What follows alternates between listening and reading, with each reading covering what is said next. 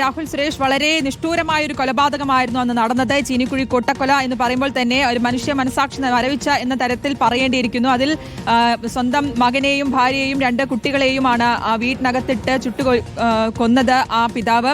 ഇതിലിപ്പോൾ പ്രായം പരിഗണിക്കാതെ ഈ പരമാവധി ശിക്ഷ തന്നെ നൽകണമെന്നുള്ളതായിരുന്നു സ്പെഷ്യൽ പബ്ലിക് പ്രോസിക്യൂട്ടർ ആവശ്യപ്പെട്ടിരുന്നത്. ആ തരത്തിൽ പ്രതിക്ക് വധശിക്ഷ തന്നെ പ്രഖ്യാപിച്ചിരിക്കുകയാണ്. വിവരങ്ങൾ എങ്ങനെ? തീർച്ചയായിട്ടും ഈ പ്രായവും അതോടൊപ്പം തന്നെ ആരോഗ്യാവസ്ഥയും പരിഗണിക്കാതെ തന്നെ പരമാവധി ശിക്ഷ ഈ പ്രതിക്ക് ലഭ്യമാക്കണം എന്നതായിരുന്നു പ്രോസിക്യൂഷന്റെ ഏറ്റവും പ്രധാനപ്പെട്ട ആവശ്യം. ആ ആവശ്യം പരിഗണിച്ചു എന്ന് തന്നെ ഈ ഘട്ടത്തിൽ പറയേണ്ടി വരും. അത്തരത്തിലുള്ള ഒരു വിധി തന്നെയാണ് പുറത്തു വരികയും ചെയ്തിരിക്കുന്നത്. പ്രതിയായിട്ടുള്ള ഹമീദിന് പരമാവധി ശിക്ഷ, അതായത് വധശിക്ഷ തന്നെ വിധിച്ചിരിക്കുകയാണ്. തൊടുപുഴ അഡീഷണൽ 1-ാം ക്ലാസ് കോടതിയുടേതാണ് നിർണായകമായ ഉത്തരവ്. ഇന്ന് രാവിലെ 11 മണിക്ക് കേസ് പരിഗണിക്കാൻ വന്നിരുന്നെങ്കിലും തുടർന്ന് വിധി പറയാൻ വേണ്ടി, ശിക്ഷ വിധിക്കാൻ വേണ്ടി 2 മണിയിലേക്ക് മാറ്റിവെക്കുകയായിരുന്നു. അല്പസമയം മുമ്പാണ് ഇതുമായി ബന്ധപ്പെട്ട് വധശിക്ഷ വിധിച്ചുകൊണ്ട് നിർണായകമായ ഉത്തരവ് തുടരുക. രാഹുലിലേക്ക് എത്താം. ശരണിലേക്ക് കൂടി പോവുകയാണ്. ശരണാണ് കോടതിയിൽ നിന്ന് ചേരുന്നത്. ശരൺ, നിർണായകമായിട്ടുള്ള ഒരു വിധിയാണ് ഇതിൽ. കൂട്ടക്കൊലപാതകം, ചീനിക്കുഴി കൂട്ടക്കൊലപാതകം, ഇതിൽ വധശിക്ഷ വിധിച്ചിരിക്കുന്നു പ്രതിക്ക്. കോടതി വിശദാംശങ്ങൾ എന്തൊക്കെയാണ്?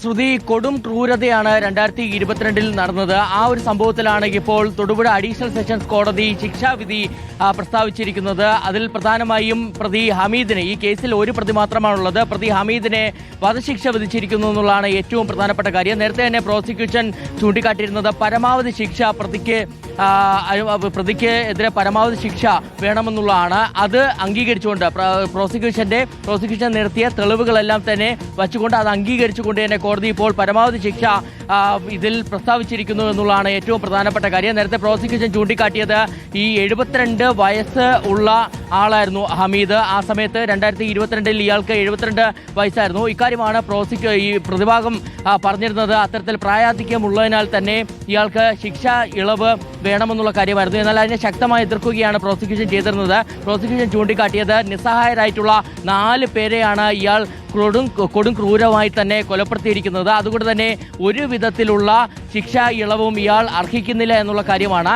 ഇത് അംഗീകരിച്ചുകൊണ്ട് ഇപ്പോൾ കോടതി പരമാവധി ശിക്ഷ തന്നെ വിധിച്ചിരിക്കുന്നു എന്നുള്ളതാണ് ഏറ്റവും പ്രധാനപ്പെട്ട കാര്യം. നേരത്തെ 2022 മാർച്ച് 19 ഈ സംഭവം നടക്കുന്നത്. ഹമീദും മകനായ ഫൈസലും തമ്മിൽ നിരന്തരമായി സ്വത്ത് തർക്കമുണ്ടായിരുന്നു. അങ്ങനെ സ്വത്ത് തർക്കത്തെ തുടർന്നാണ് ഹമീദ് ഈ മകനടക്കമുള്ള 4 പേരെയും കൊലപ്പെടുത്താൻ തീരുമാനിക്കുന്നത്. ഈ 4 പേരും കിടന്നുറങ്ങിയിരുന്ന മുറിയുണ്ട്. ആ മുറി പുറത്തു നിന്ന് പൂട്ടുന്നു. അതിനുശേഷം ജനാലയിലൂടെ പെട്രോൾ ഒഴിച്ച് തീയിടുകയാണ് ചെയ്തിരിക്കുന്നത്. അങ്ങനെ നിസ്സഹായരായിട്ട് പ്രാണരക്ഷാർത്ഥം പുറത്തേക്ക് ഇറങ്ങി ഓടാൻ 4 പേരും ശ്രമിക്കുന്നു. എന്നാൽ 4 പേർക്കും പുറത്തേക്ക് പോകാൻ കഴിയുന്നില്ല.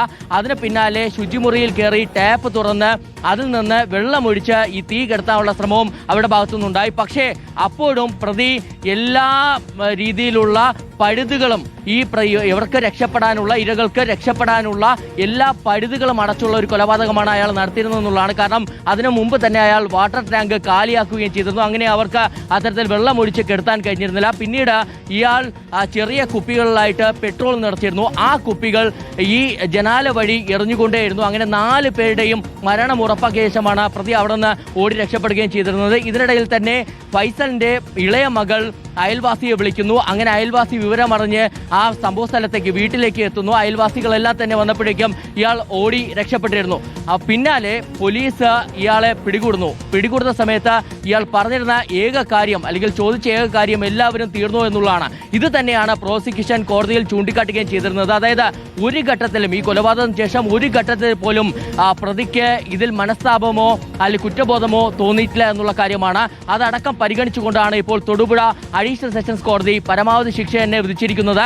71 സാക്ഷികളെയാണ് ഈ കേസുമായി ബന്ധപ്പെട്ട് കോടതി വിസ്തരിച്ചിരുന്നത്. അതിന് പിന്നാലെ കൂടി, അതായത് 2022 സംഭവം നടന്ന് വൈകാതെ തന്നെ പോലീസ് കുറ്റപത്രം സമർപ്പിക്കുന്നു. അതിന് പിന്നാലെ 2 വർഷത്തോളം നീണ്ട വാദപ്രതിവാദങ്ങളാണ് വിചാരണ വേളയിൽ കാണാൻ കഴിഞ്ഞിരുന്നത്. അതിന് പിന്നാലെയാണ് ഇപ്പോൾ പരമാവധി ശിക്ഷ തന്നെ ഹമീദിന് വിധിച്ചിരിക്കുന്നത്. ശരൺ പറഞ്ഞ പോലെ തന്നെ കൃത്യമായിട്ടുള്ള ഒരു ആസൂത്രണത്തോടെ തന്നെയാണ്, അതായത് ഒരു പ്രകോപനം, പെട്ടെന്നുണ്ടായ പ്രകോപനത്തിലുണ്ടായ ഒരു കൊലപാതകമല്ലത്, കൃത്യമായിട്ടുള്ള ആസൂത്രണം, അതിനുശേഷം ഒരു പശ്ചാത്താപം പോലും തോന്നാത്ത, സ്വന്തം മകനെയും കുടുംബത്തെയുമാണ് കൊലപ്പെടുത്തിയത് എന്നതിന്റെ ഒരു പശ്ചാത്താപം പോലും ഇല്ലാതെ പിന്നെയും അയാളെ കാണുന്നു. ഈ സംഭവത്തിൽ അന്ന് തന്നെ ഇയാളെ അറസ്റ്റ് ചെയ്യാൻ കഴിഞ്ഞിരുന്നു. മറ്റൊന്ന്, ഈ സാക്ഷിമൊഴികൾക്കും ഒപ്പം സാഹചര്യ തെളിവുകൾക്കും പുറമെ പ്രതി കുറ്റം സമ്മതിക്കുകയും ചെയ്തു. അപ്പോൾ ഈ കേസിൽ എത്രത്തോളം നിർണായകമായിരുന്നു അന്വേഷണ സംഘത്തിന്റെ കൃത്യമായിട്ടുള്ള നീക്കങ്ങൾ എല്ലാം?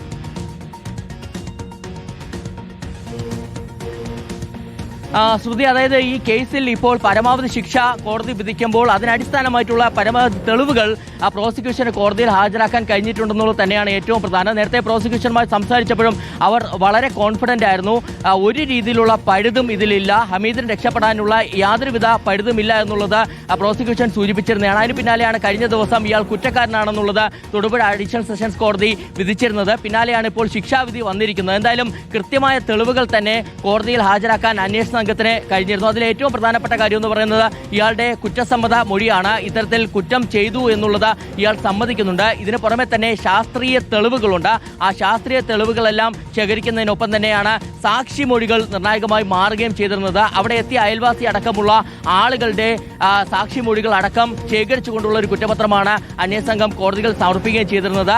ആ തെളിവുകളെല്ലാം പരിഗണിച്ചുകൊണ്ടാണ് ഇപ്പോൾ പരമാവധി ശിക്ഷയിലേക്ക് തന്നെ തൊടുപുഴ അഡീഷണൽ സെഷൻസ് കോടതി പോവുകയും ചെയ്തിരിക്കുന്നത്. എന്തായാലും ഇതിൽ ക്രൂരമായ കൊലപാതകമാണ്. സമീപകാലത്തൊന്നും തന്നെ കേട്ട് കേൾവിയില്ലാത്ത ഒരു കൊലപാതകമാണ്. സ്വന്തം കുടുംബത്തിലെ 4 പേരെയാണ്, അതായത് മകനെയും മകന്റെ ഭാര്യയെയും 2 കുട്ടികളെയുമാണ് ഇയാൾ കൊലപ്പെടുത്തിയിരിക്കുന്നത്. അതിനുശേഷം ഒരു ഘട്ടത്തിൽ പോലും ഇയാൾക്ക് കുറ്റബോധം തോന്നിയിട്ടില്ല. ആ കാര്യങ്ങളടക്കം പ്രോസിക്യൂഷൻ കോടതിയിൽ ചൂണ്ടിക്കാട്ടുകയും ചെയ്തിരുന്നതാണ്. അതുകൊണ്ട് തന്നെ പ്രായാധിക്യം എന്നുള്ളത് ഒരു കാരണവശാലും പരിഗണിക്കാൻ കഴിയില്ല. ഇയാൾക്ക് പരമാവധി ശിക്ഷ തന്നെ കൊടുക്കണം എന്നുള്ള ഒരു നിലപാടാണ് പ്രോസിക്യൂഷൻ തുടക്കം മുതൽ തന്നെ സ്വീകരിച്ചിരുന്നത്. എന്നാൽ പ്രതിഭാഗമാണെന്നുണ്ടെങ്കിൽ ഈ പ്രായാധിക്യം പറഞ്ഞുകൊണ്ട് തന്നെ, 74 വയസ്സുണ്ട്, പ്രായാധിക്യം പറഞ്ഞുകൊണ്ട് തന്നെ ഇതിൽ ശിക്ഷാ ഇളവ് വേണമെന്നുള്ളതാണ്. എന്നാൽ ആ ആവശ്യം കോടതി തള്ളിയിരിക്കുന്നു എന്നുള്ളതാണ് ഏറ്റവും പ്രധാനപ്പെട്ട കാര്യം. അങ്ങനെ വധശിക്ഷ തന്നെ ഹമീദിന് വിധിച്ചിരിക്കുകയാണ് ചെയ്തിരിക്കുന്നത്.